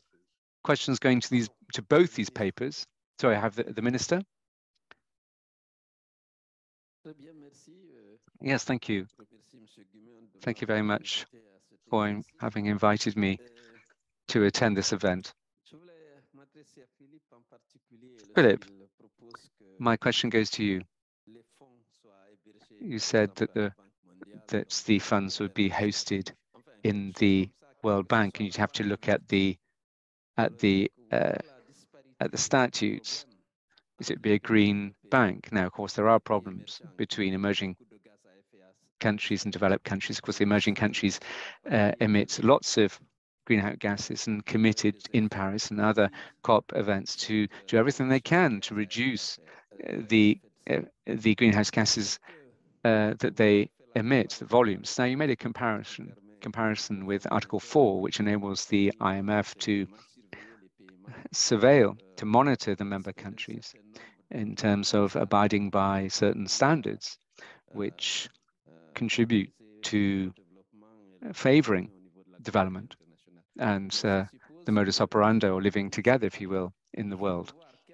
But we have to harmonize. We have to think about what commitments that are taken up by countries. Have we harmonized statistics to benchmark and to compare apples with apples to gauge this fight against climate change, to appraise what has been done in these respective countries in respect to that? But in Africa, you need to help Africa to attenuate, to mitigate climate change's effects. So projects in those countries need to be earmarked and funded by these funds. But in these developing countries, it's not necessarily about funding. It's possibly about providing support. I mean, the Green Bank, be it the World Bank or any other, they would say, look, you're not abiding by your Paris or elsewhere commitments. But what about these regional banks? What is their role in all this? Because there are regional banks, assuming that there is this mandate given to the World Bank would do monitoring and surveilling, just like the IMF does under Article 4.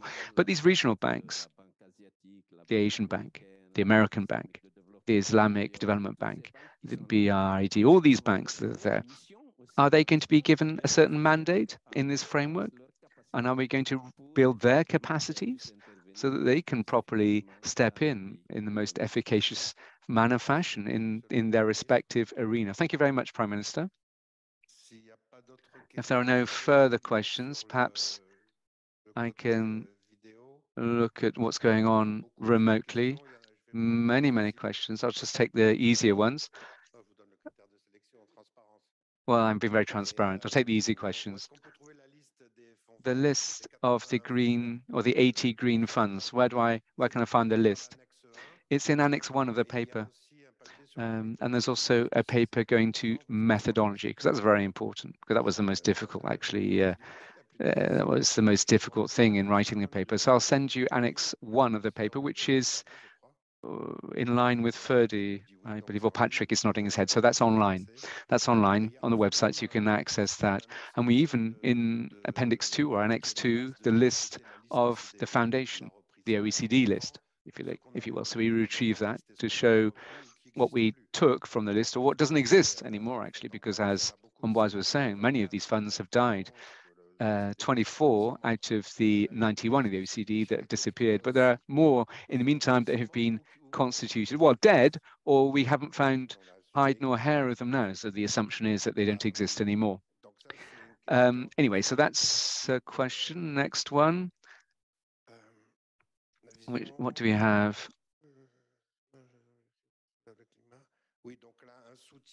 Yes, support provided for specific objectives rather than a change in mandate. So that was a direct answer, I would say, to my question, which goes more in your direction with a realpolitik, the Vice President's direction. And then also we have another one. Many questions. In fact, some of the questions, I mean, look at these questions, read the papers, yeah, they're very short, and look at the appendixes as well, the annexes. There's lots of stuff in there. I don't want to really break our dialogue here in the auditorium. Now, I heard there was a big question about access, yeah? So I'll give I'll hand over to my colleagues on the panel, but before I do so, what I can say is that access is a nightmare. It's one of the reasons why I'm suggesting this consolidation process, because look, I mean, it's desperate in some cases. And then ultimately you've gone through the hoops and you get no as an answer. That's what Olivier was saying. And that's absolutely true. You know, and when you go on the websites, you can go on the websites of all the 80 funds that we've listed, and they tell you. Comment off mic. Yes, and then yes, zero, says the speaker. So there's an access problem. And that's one of the reasons why, in my view, having all these funds is not good. I mean, you know, you've got, I don't know, 50 funds out there that could be showing interest in something, but that's 50 dossiers to submit, isn't it? You know, even with the OCP resources, that's a huge amount of time. You know, when you're a private company, you don't have time. And the NGOs, that was another question actually about allocation, access, allocation and access. So allocation, and when you look at the websites, you really need to go on the website because things aren't consolidated. Yeah, the information is not consolidated, but it's pretty general. Most funds do mitigation and adaptation. Some do private and public, and some do NGOs, but you don't have the figures. You see, that's what they say. Now, what I want to see is lifting up the bonnet. Where does the money go after the fact? But we don't have that information. We don't even have the countries that have dispersed. So that's the first point. Provide information. Let's get things online. At the World Bank, we're compelled to have everything online, perhaps too much so. But here we've got nothing, so that people see that such and such an NGO is showing an interest in, I don't know, a particular country, whatever it is, and without spending lots and lots of money, they can see very clearly how much time is needed, what's the procedure, the allocation, the difference between this, that, and the other. If I'm told, you know, it's good to have statistics, on 90% of the applications are refused, let's say. Well, there are no statistics, but you know, if that was the case, I wouldn't bother, would I? If 90% of the time it's turned down, if it's an NGO or a private entity, you don't have time to do that. You don't have time or money to waste on that if 90% of the time you get a no as ultimately your answer. So I share your frustration, basically. And at the end of the day, talking about the Green Bank, the Prime Minister absolutely right. But when I know that the article creates confusion. Now, it's not a green bank, really. So you'd have a trajectory, like Aki said, or as Ambroise said, because this is currently in the pipeline, a trajectory leading to what we're doing with clear objectives. And I would agree with what Ambroise said, basically. Everybody isn't in line, let's say, and adaptation is more important for low development countries. And mitigation, obviously, you have to do it like Jesse James, because he went to the banks and stole from the banks. That's where the money was. So who emits the greenhouse gases? You have to go to the big boys. You know, I'm told you need 4 trillion a year. Well, where'd you get that money? There's 200 billion tops in public development aid, if I've got my figures right. But then again, there are things that are funded, there's migration and what have you. So it's not 200 billion on the ground. And let's be clear. And we're talking about 4 trillion. Well, fine, we've got the private sector, but there's lots to be done in the private sector, but you'll never get from A to B, or at least you're going to have to start setting priorities.